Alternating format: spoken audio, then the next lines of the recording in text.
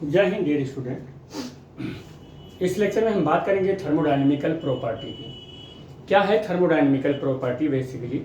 तो the thermodynamical probability of the particular microstate is defined as the number of the microstate corresponding to that microstate. यानी कि thermodynamical property ये बताना चाह रहा है कि किसी माइक्रोस्टेट के रेस्पेक्ट में कितने माइक्रोस्टेट बन रहे हैं। तो the number of microstate corresponding to the microstate is called the thermodynamical probability. फिर से आप सुने ध्यान से कि the number of microstate corresponding to the microstate is known as the thermodynamical probability. हम ये कहना चाह रहे हैं कि किसी एक माइक्रोस्टेट के अंदर कितने नंबर ऑफ माइक्रोस्टेट बनते हैं, वही जो एक माइक्रोस्टेट के करस्पॉन्ड जितने भी माइक्रोस्टेट बन रहे हैं उसे हम थर्मोडायनेमिकल प्रोबेबिलिटी बोलते हैं। और इसे कह सकते हैं कि ओम से रिप्रेजेंट करते हैं। किससे रिप्रेजेंट करते हैं? ओम वाला जो सिंबल होता है जिसका हम यूनिट, रेजिस्टेंस की यूनिट जो हम बनाते हैं ना, वही तो उससे रिप्रेजेंट करते हैं हम। तो आगे हम देखते हैं कि सपोज कर लेते हैं हमारे पास तीन ऐसे पार्टिकल हैं और वो डिस्टिंग्विशेबल पार्टिकल हैं जिनका नाम ए है, बी है, सी है, और उनको दो इक्वल, एक बॉक्स के अंदर दो आइडेंटिकल कंपार्टमेंट हैं। उन दोनों कंपार्टमेंट के अंदर उनको हमें अरेंज करना है। तो अरेंज करने के लिए जो हमारे पास माइक्रोस्टेट बनेगा और माइक्रोस्टेट बनेगा हमने यहाँ पर नोट किया है। माइक्रोस्टेट क्या बनेगा? पहले डब्बे में 3 मॉलिक्यूल हो, दूसरे में एक भी ना हो। दूसरे डब्बे में दूसरे स्टेट में क्या होगा कि पहले वाले डब्बे में 2 मॉलिक्यूल हो और दूसरे में एक हो। पहले में एक हो, दूसरे में 2 हो, और पहले में 0 हो, दूसरे में 3 मॉलिक्यूल हो। तो ये हमारे इतने माइक्रोस्टेट हैं। हम माइक्रोस्टेट को इनडिस्टिंग्विशेबल भी बोलते हैं। इनडिस्टिंग्विशेबल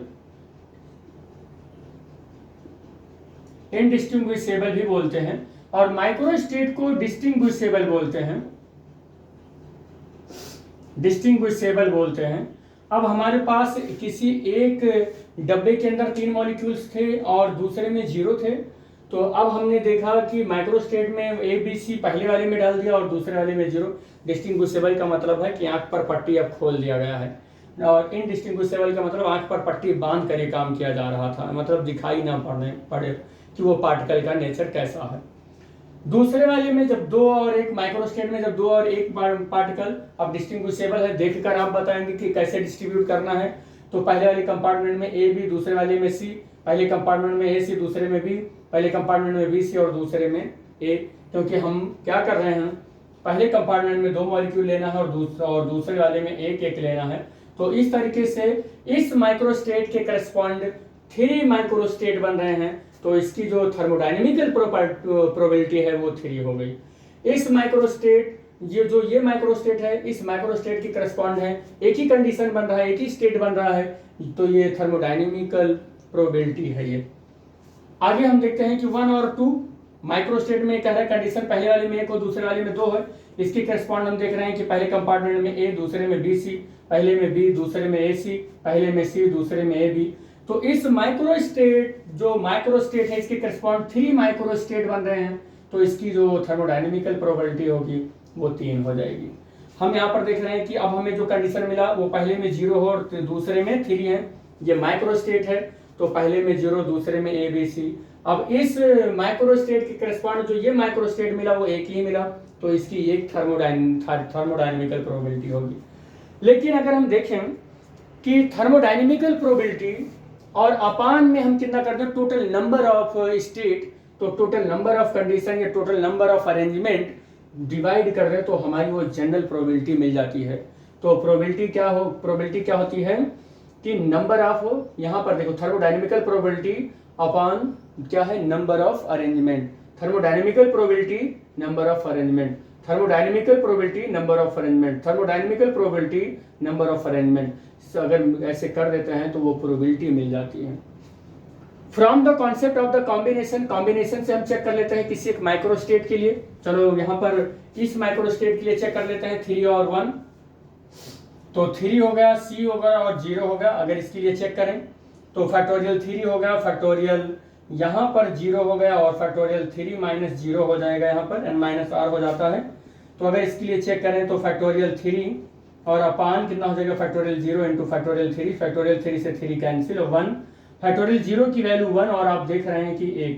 तो हमने क्या देखा था, ये 3 और 0 ऐसे भी लिख सकते हैं, 3 और 0 माइक्रो स्टेट के लिए हमने थर्मोडायनेमिकल प्रोबेबिलिटी चेक किया तो वो क्या आ गया, 1 आ गया, क्योंकि जो थर्मोडायनेमिकल प्रोबेबिलिटी होती है वो किस रूल को फॉलो करता है, वो कॉम्बिनेशन के रूल को फॉलो करता है। आपको बिलीव नहीं हो रहा होगा, चलो एक और एग्जांपल लेते हैं। मान लेते हैं स्टेट 2 और 1 माइक्रो स्टेट के लिए। माइक्रो स्टेट के लिए देखें कि कितने थर्मोडायनेमिकल प्रोबेबिलिटी आती है, कितना आती है।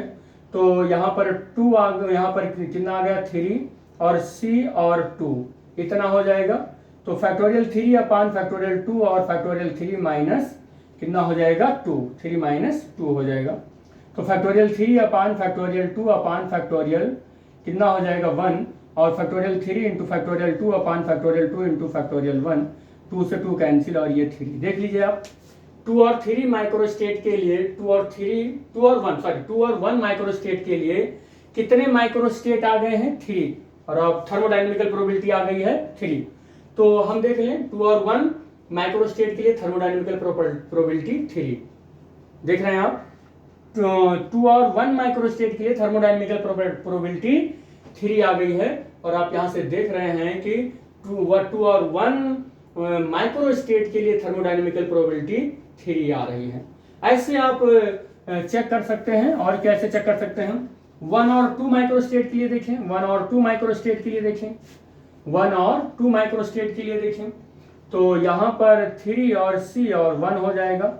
Factorial 3 upon factorial 1 factorial 3 minus 1, factorial 3 factorial 2 और यहाँ पर फैक्टोरियल 1 इंटू फैक्टोरियल 2 और फैक्टोरियल 2 से 2 कैंसिल हो जाएगा और 3। आप देख रहे हैं 1 और 2 माइक्रो स्टेट के लिए भी थर्मोडायनेमिकल प्रोबेबिलिटी 3 है और यहाँ भी 3 आ गया।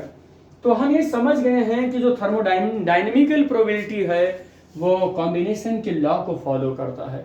अर्थात हम इसका अगर फार्मूला बनाना चाहें तो फार्मूला क्या बनेगा, P micro state is equal to number of micro state in that micro state. कह रहा है कि number of micro state in that micro state, इस माइक्रो स्टेट के करस्पॉन्डिंग जितने भी माइक्रो स्टेट बन रहे हैं वो नंबर और अपान में total number of possible micro state in that system is called P micro state बनेगा, यानी 3/8 देख रहे हैं। और इसी को number of micro state in that micro state को हम क्या बोलते हैं, थर्मोडायनेमिकल प्रोबेबिलिटी, जिसको हम ओम से रिप्रेजेंट करते हैं, ओमेगा से रिप्रेजेंट करते हैं और अपान में total number of possible micro state in that system. तो हमने यहाँ पर 2 कंपार्टमेंट लिया था तो 2 की पावर n हो जाएगी, 3 कंपार्टमेंट लिए होते तो 3 की पावर n हो जाती। तो n क्या है, नंबर ऑफ मॉलिक्यूल है, याद रखना नंबर ऑफ मॉलिक्यूल है, और 2 क्या है, नंबर ऑफ कंपार्टमेंट है। क्या है ये, नंबर ऑफ कंपार्टमेंट है, याद रखना ये नंबर ऑफ कंपार्टमेंट है। और ये थर्मोडायनेमिकल प्रोबेबिलिटी है जो कि परम्यूटेशन के कॉम्बिनेशन के लॉ को फॉलो करता है। तो इस ओमेगा की जगह पर हम कॉम्बिनेशन रख रहे हैं NCR और 2 टू द पावर n लिख रहे हैं यहाँ पर। और जो NCR होता है उसको एक्सपेंड करेंगे तो फैक्टोरियल n अपान फैक्टोरियल r और n माइनस r होता है और 2 टू द पावर n हो जाएगा। तो यहाँ पर यही फार्मूला हमारा मेन फार्मूला होगा जो थर्मोडायनेमिकल प्रोबेबिलिटी होगी। तो आई होप ये आपको समझ में आया होगा। Thanks for watching the video. Thank you बेटा।